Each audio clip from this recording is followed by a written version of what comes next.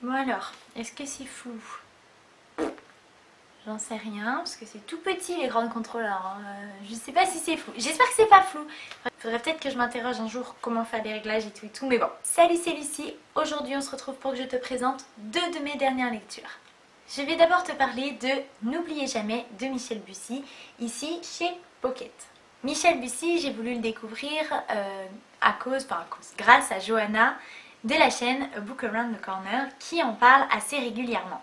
Ma première lecture de l'auteur fut celle-ci. Je te fais un rapide résumé, mais j'en dis pas trop parce qu'évidemment c'est un genre polar et ça ne supporte pas bien le spoil, tu comprends. On y rencontre Jamal, un jeune beurre unijambiste qui souhaite plus que tout participer à une course dans le Mont Blanc, je ne sais plus laquelle, enfin bon bref, qui un jour d'entraînement sur son chemin voit une jeune fille au bord d'une falaise clairement prête à sauter. Il essaye évidemment de la secourir, lui tend une écharpe pour qu'elle puisse s'y accrocher et lentement la ramener vers la vie. Mais celle-ci se jette dans le vide, l'écharpe à la main, et atterrit en bas de la falaise. Quand lui-même va au bas de cette falaise pour, je ne sais pas, pour regarder son cadavre certainement, il la découvre avec le fameux foulard bien noué autour du cou. Et c'est là qu'on commence à se demander, qu'est-ce que c'est que cette histoire? Est-ce que Jamal nous raconte la vérité sur cette scène? Il va très vite être soupçonné de meurtre. Est-il coupable? Est-il innocent? Blablabla. C'est le fond de cette histoire. Jamal est innocent. Pas de panique, je ne viens pas de te spoiler la fin du livre, je ne ferai jamais ça. Je viens seulement de te dire ce que Jamal nous dit à la page 25, je crois, dans le premier chapitre. T'as eu peur, hein? Pendant ces 6 jours, j'ai été accusée de meurtre, de plusieurs meurtres, les plus sordides qui soient. J'ai moi-même failli le croire. Je suis innocent. J'ai été traquée, jugée, condamnée. Je suis libre. Vous verrez, vous aurez du mal à croire au délire d'un pauvre beurre infirme. Le miracle vous semblera trop invraisemblable. La version des flics vous semblera tellement plus acceptable. Vous verrez, vous allez douter, jusqu'au bout. Vous reviendrez au début de ce récit, vous relirez ces lignes, et vous penserez que je suis fou, que je vous tends un piège, ou que j'ai tout inventé. Je n'ai rien inventé pourtant, je ne suis pas fou, aucun piège. Je vous demande juste une chose, me faire confiance, jusqu'au bout. Tout se terminera bien, vous verrez. C'est comme ça quasiment que les récits commencent, et je peux te dire que quand j'ai lu ça avec cette adresse directe au lecteur, je me suis dit, ça sent le génie. Moi j'adore les adresses comme ça au lecteur où on se perd un petit peu dans la narration. Alors ça arrive plusieurs fois dans le livre. Le personnage s'adresse à vous, l'auteur s'adresse à vous à travers le personnage principal. Et puis vous êtes exclu du récit. Bon, alors je sais qu'il y en a qui apprécient pas trop, mais moi, franchement, quand c'est bien fait, et là c'est plutôt bien fait, j'apprécie pas mal la petite prouesse technique. De ce que j'ai lu, on peut dire que Michel Bussy essaye vraiment d'intégrer le lecteur dans son roman. Il essaye de t'y plonger. Et il a une façon bien à lui de le faire, c'est qu'il inclut des tas d'éléments contemporains de notre quotidien. Vraiment, il y a plein de références à la pop culture. Et par conséquent, forcément, ça fait écho quoi, quand il te fait une citation de Rita Mitsuko ou des Black Eyed Peas, ou qui parle de la chaîne télévisée LCI, ou tout ça, enfin vraiment, ça t'inclut dans le bouquin, tu sais de quoi il parle, c'est ton quotidien un petit peu à toi aussi. Bon, les Rita Mitsuko ou autres, hein, vois-tu. Et ça vraiment, c'est un style très particulier. Et je pense que c'est quelque chose qu'on doit retrouver dans ces autres livres. J'imagine que c'est vraiment la patte de l'auteur. Il y a l'intrigue de départ, à laquelle va s'ajouter des tas d'autres intrigues. Il va y avoir des tonnes de choses mises en place qui vont carrément te sembler folles. Tu vas dire, non mais qu'est-ce qui se passe? Je ne comprends plus rien. Et dans ce livre, tu passes ton temps à ne plus rien comprendre. Surtout, tu te dis comment l'auteur va réussir à réunir tous ces éléments et à s'en sortir, quoi. Parce que là, il y a tellement de trucs que c'est impossible. Michel Bussy y arrive, il s'en sort. Moi, personnellement, il m'a un peu trop perdue et par conséquent j'avais pas vraiment de... Enfin ça m'a retiré un petit peu de plaisir, le plaisir de l'enquête, parce qu'il y avait tellement de choses que enfin j'avais même plus envie de réfléchir au pourquoi du comment, il y avait vraiment trop d'éléments, ça devenait vrai. Pas, enfin, incompréhensible, mais en même temps c'est ce qu'il veut. Hein. Donc pour moi c'était un peu trop, surtout que je suis pas habituée au genre, donc j'ai pas des, comment dire, des réflexes de, pour deviner les fins, parce que j'imagine qu'il y a toujours des chemins un petit peu similaires. Bon, moi je les connais pas ces codes, et je sais pas donc si Michel Bussy c'est prévisible ou c'est pas prévisible, je me rends pas très bien compte, mais j'ai l'impression qu'il veut tellement brouiller les pistes que en tout cas pour la lectrice novice du genre que je suis, c'était vraiment trop. J'apprécie vraiment la trame du bouquin parce que je me dis mais quel boulot, c'est fou. Mais malgré tout, voilà, ça m'a pas plus plu que ça. J'ai trouvé parfois que c'était un peu tiré par les cheveux, et malgré tous ces éléments, comme je te dis, qui te plongent dans un quotidien, j'ai trouvé ça par moments pas vraiment crédible. Et ça m'a posé problème parce que vu qu'il m'apporte tout un contexte très précis, très concret que je connais, j'avais envie que cette crédibilité se tienne jusqu'au bout du roman. Je vais pas te raconter la fin, évidemment, mais il y a eu plusieurs retournements de situation. Alors le retournement de situation, la révélation finale, évidemment c'est le minimum je pense pour ce genre de livre. Là, Michel Bussy, il t'en fait pas une, il t'en fait deux, il t'en fait trois, il t'en fait quatre, enfin vraiment, c'est comme s'il mettait 18 fois le mot fin à son livre pour te dire « Eh ben tu sais quoi en fait, gna gna gna gna ».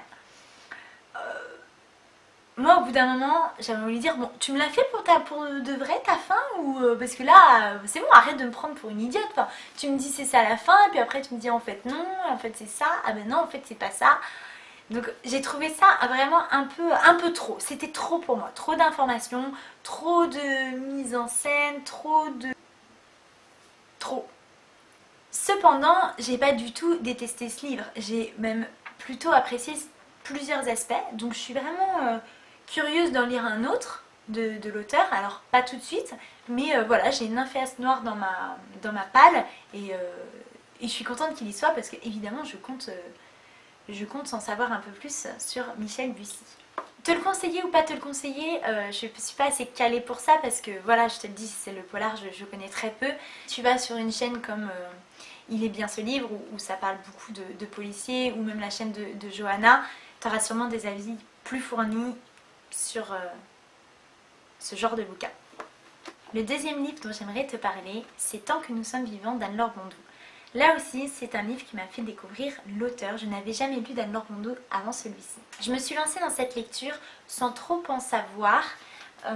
Juste, j'ai vraiment flashé sur ce bouquin, sur tout ce que disait la couverture. Ça te parle de deux personnages, Beau et Amma, qui sont un couple, et ça te parle de leur amour. Enfin, on va dire que la base, voilà, on se sert de leur couple pour te parler de la vie. Ça parle d'amour, mais c'est pas une romance pour autant. Ou alors c'est la romance de la vie, quoi. Je m'emballe un petit peu, mais... Et je crois beaucoup aimer ce livre. Pourquoi je dis je crois? Parce que, enfin, je l'ai lu. Après, je me suis dit, waouh, c'est complètement fou, j'ai jamais lu quelque chose comme ça. Et puis finalement, enfin, j'ai beaucoup eu d'hésitation, mais je l'ai déjà lu il y a un petit moment, je dirais un mois, 2 mois. Et non, c'est sûr. En fait, c'est un livre qui m'a marqué. Donc je peux dire que oui, j'ai beaucoup aimé ce bouquin. Ça s'apparente un petit peu à un conte philosophique, je dirais. Il y a plein de messages dedans. Et c'est sous une forme contée, très poétique. Alors déjà, il y a la plume d'Anne-Laure Bondou. C'est incroyable, je ne sais pas si tous ces livres sont comme ça. J'ai dans ma palle La Principessa et le Capitaine, donc au vu du thème, j'imagine que ce sera un petit peu moins poétique, bien que j'ai vraiment hâte de savoir comment elle écrit dans d'autres genres, parce que là c'était vraiment extrêmement beau. J'ai beaucoup aimé l'écriture, vraiment. Ensuite, il y a le fond, enfin ce qui est raconté dans le livre. Et là, comment te dire, j'ai vraiment accroché dès le début, puis j'ai décroché, puis je suis revenue, puis je me suis un petit peu ennuyée, puis ça m'a laissé plonger dans mes réflexions, puis ça m'a carrément happée, et voilà, ça a fait des vagues comme ça, tout au long de ma lecture. Et c'est fou parce que c'est un livre qui te parle de la vie. Et finalement, ma lecture a été vraiment comme la traversée de la vie en fait, avec des hauts, des bas, des attentes, des déceptions, des surprises. Et à la fois avec une, une, une lenteur, mais il n'y a vraiment rien de négatif dans ce que je dis. Voilà, quelque chose qui s'écoule. Donc j'ai trouvé vraiment le lien entre le fond et l'écriture assez dingue.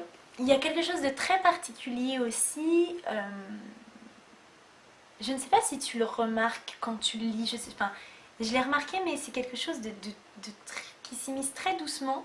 C'est que tu rencontres le narrateur du livre pendant la lecture, vers le milieu du livre. Donc il y a un passage presque imperceptible du il, de la troisième personne du singulier, au je, à la première personne du singulier. On commence avec le il, on continue avec le je, et il n'y a pas de rupture pourtant. Il y a un changement très clair, mais il n'y a pas quelque chose qui choque. Voilà, c'est quelque chose de très doux qui se passe comme ça, comme si de rien n'était, et je trouve ça assez... je trouve ça super. Je trouve ça super bien fait, super bien pensé, super bien écrit.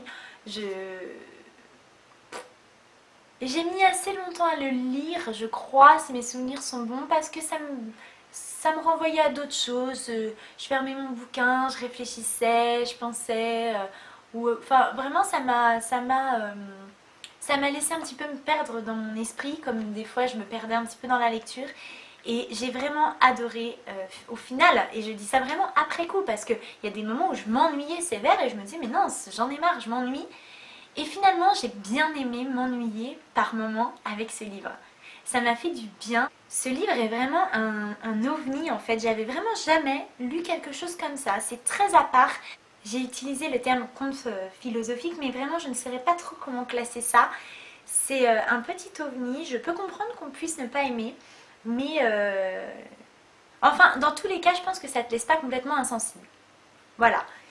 Donc si tu as l'occasion de le découvrir, franchement je t'y invite. Vraiment, Anne-Laure Bondou, j'ai vraiment trop hâte de lire autre chose pour voir ce que ça peut donner. Et voilà, je t'ai présenté 2 de mes lectures parmi la pile dont je dois te parler. J'espère que ça t'a plu. Je te fais d'énormes bisous comme d'habitude. À très vite. En plus de vous avoir lâchement abandonné, je me ramène quand même fin juillet avec mon book haul de juin. La meuf, pas de pression.